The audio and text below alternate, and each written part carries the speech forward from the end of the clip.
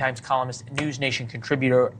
If Bowman gets shellacked tonight, even if he loses incumbent congressman, is that going to put the White House, A, on notice, B, is it going to give them more freedom to tell the pro-Palestinian, Hamas adjacent, whatever you call them, wing of the Democratic Party, to kiss off? Yeah, I actually think it gives them some freedom to maneuver.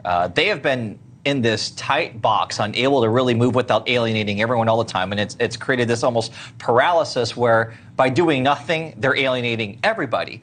And so a loss like this from an incumbent member who has been that out front and that incendiary, I actually think that gives the White House a little bit more political cover, at least, something that they've desperately needed this entire time.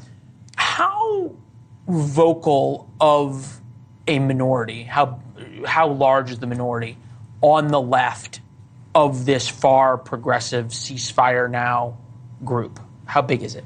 Well, I think you're looking at sort of like 10 to 12% of the electorate there. It's a significant portion, but it's not as huge as and as loud as they seem to be. I mean, you would think that was the whole party based on the way they're showing up at events and otherwise. But it is significant. And what's significant about it is if the Democrats don't embrace them, they might end up going to a third party, and it could have a huge impact on the election. Or they just stay home, right? Andrew Cuomo, Jamal Bowman should pull the fire alarm again because he's going to be smoked by Latimer for New York. The message is clear. Anti-Semitism in any and all forms will not be tolerated in New York, and you can't call yourself progressive without making progress vote. I guess, Kurt, what is going to be the turning point in the Democratic Party if this is not it? Oh, if this isn't it, if this doesn't wake up this is where Democrats be their own worst enemy, right? You have a politically unpalatable situation, incredibly unpopular when your own members goes down because of it. And if that doesn't wake you up and go, hey, this isn't good politics, no matter what you think about how this should all end in the Middle East, this is terrible politics, and all we're going to accomplish by doubling down on that is losing our own supporters and our own members in Congress, our own voice. So if this doesn't get them, then they're a lost cause. You know, we often forget where we are in the political cycle, right? Because typically the debates happen in September before a November election. Wait, isn't it only June? Yeah. Please don't remind everybody. Stretch it. Can Joe Biden specifically tack to the center on this and have it still affect voters? Can he get back to the middle?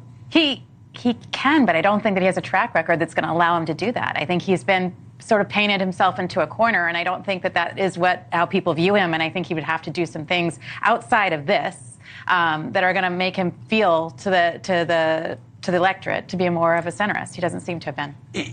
I think the good news for the Biden world is no one's really checked in yet who's going to vote in November.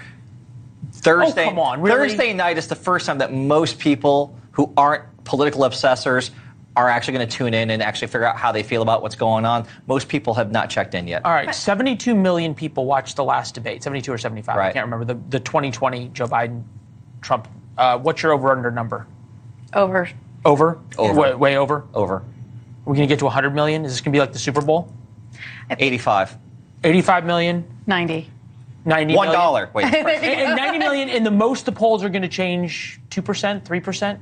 I think the most will change. Exactly. The polls aren't going to move a ton based on this, but here's what's so important is that people have a lot of doubt about Joe Biden right now. He could give them benefit of the doubt if he performs well, and I think it's really most important for Biden them. has more to lose. Yeah. Big stakes. All right. Thank you both. Great to see you. Here's Chris.